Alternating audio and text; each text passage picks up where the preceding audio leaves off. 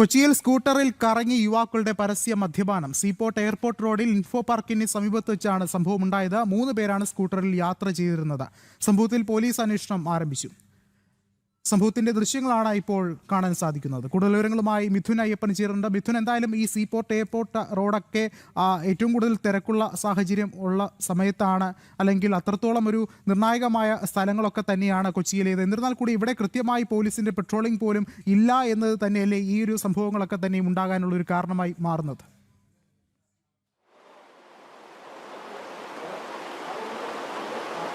തീർച്ചയായിട്ടും കൊച്ചിയിൽ ഏറ്റവും സുരക്ഷ ഒരുക്കേണ്ട മേഖല കൂടിയാണ് ഈ സീപോർട്ട് എയർപോർട്ട് റോഡ് എന്നുള്ളതാണ്. അവിടെയാണ് ഇപ്പോൾ ഇത്രയും വലിയ രീതിയിലുള്ളൊരു സംഭവം ഉണ്ടായിരിക്കുന്നത്.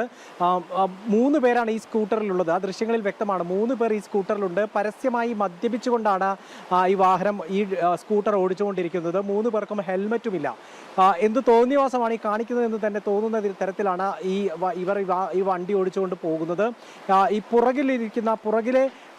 പുറകിലൂടെ പോവുകയായിരുന്ന ഒരു കാർ യാത്രികരാണ് ഈ ദൃശ്യങ്ങൾ പകർത്തിയത് എന്നുള്ളതാണ്. ഇപ്പോൾ ബുധനാഴ്ച രാത്രിയിലാണ് ഈ സംഭവം ഉണ്ടായത് എന്ന് പറയപ്പെടുന്നു. പോലീസ് ഇത് സംബന്ധിച്ച് അന്വേഷണം ആരംഭിച്ചിട്ടുണ്ട്. തൃക്കാക്കര പോലീസ് ഈ വാഹനത്തിന്റെ നമ്പർ കേന്ദ്രീകരിച്ചുള്ള അന്വേഷണം നടക്കുകയാണ്. ഉടൻ തന്നെ ഇവരെ പിടികൂടാനും അതുപോലെ തന്നെ ലൈസൻസ് സസ്പെൻഷൻ അടക്കമുള്ള ഗുരുതരമായിട്ടുള്ള നടപടിക്രമങ്ങളിലേക്ക് പോകാനും ഒരുങ്ങുകയാണ് എന്നാണ് നമുക്കിപ്പോൾ ഈ ഒരു ഘട്ടത്തിൽ മനസ്സിലാക്കാൻ സാധിക്കുന്നത്.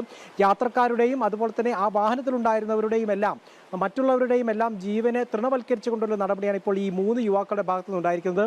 ഇവർക്ക് ലൈസൻസ് ഉണ്ടോ എന്നടക്കമുള്ള സംശയിക്കുന്ന തരത്തിലുള്ള അത്തരത്തിൽ പ്രായം കുറഞ്ഞ വ്യക്തികളാണ് എന്നും ഇപ്പോൾ ഈ ഘട്ടത്തിൽ സംശയമുണ്ട്. ഏതായാലും തൃക്കാക്കര പോലീസ് അന്വേഷണം ആരംഭിച്ചിട്ടുണ്ട്. പ്രതികൾ ഉടൻ പിടിയിലാകുമെന്ന് തന്നെയാണ് സൂചന. ശരി, മിഥുൻ അയ്യപ്പനാണ് വിശദമായ